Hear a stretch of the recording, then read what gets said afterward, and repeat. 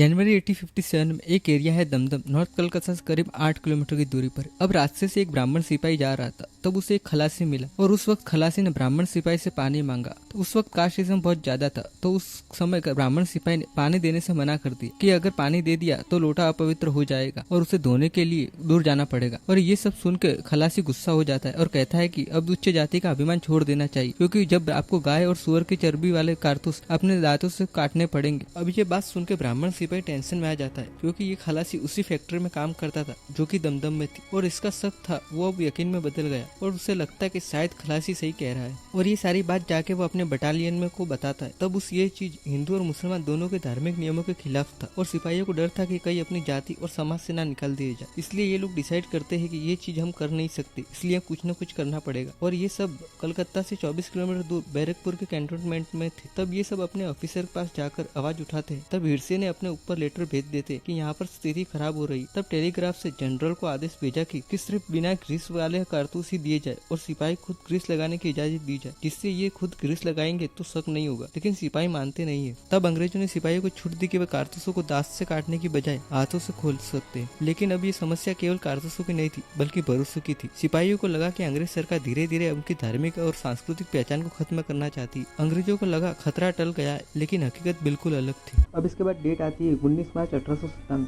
और lieutenant बॉक 34 Bengal native infantry की तरफ काम से जा रहे। सेम इन्फेंट्री का एक सिपाही था जिसका नाम मंगल पांडे था। उसने अपनी बंदूक उठाई और मर्द हो उठो इसी गर्जना करते हुए परेड मैदान में कूद पड़ा और कहता है, अरे आप पीछे क्यों रहते हो भाइयों, आओ और टूट पड़ो, तुम्हें तुम्हारे धर्म की सौगंध है। लेकिन कोई भी इनके साथ आता नहीं है। और तब मंगल पांडे कहते हैं कि मुझे अब कोई भी अंग्रेज दिखा तो उसको मैं तुरंत गोली मार दूंगा। उसी वक्त मेजर हुसैन आते और मंगल पांडे को पकड़ने को कहते, लेकिन कोई भी आगे नहीं आता है। उसी वक्त मंगल पांडे गोली चला देते और मेजर हुसैन घायल हो जाते। उसी वक्त लेफ्टिनेंट बोक भी आ जाती और तुरंत मंगल पांडे को दूसरी गोली चला देते और गोली बोक के घोड़े को लगती है और बोक वहीं जमीन पर गिर जाते। बोक भी फायर करते हैं, लेकिन मंगल पांडे अपनी तलवार निकालकर बोक के हाथ और कंधे पर वार कर देते और उसके बाद भीड़ से यूरोपीय सैनिकों के साथ आते देख मंगल पांडे पकड़े जाने के कारण अपनी बंदूक अपने ही सीने की ओर कर फायर कर देते और घायल हो जाते और फिर उन्हें अस्पताल ले जाया जाता है और बाद में जेल ले जाया जाता है। और फिर 8 अप्रैल को मंगल पांडे को फांसी दे दी गई। मंगल पांडे इंडिया के पहले शहीद थे जिन्होंने अकेले अंग्रेजों पर अटैक किया था, लेकिन अंग्रेजों ने कहा उसने ज्यादा भांग खा ली और फिर कई इंडियन सिपाहियों ने मंगल पांडे को पकड़ने का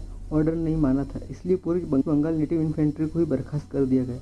लेकिन मंगल पांडे की हार करोड़ों लोगों को जगाने की शुरुआत थी।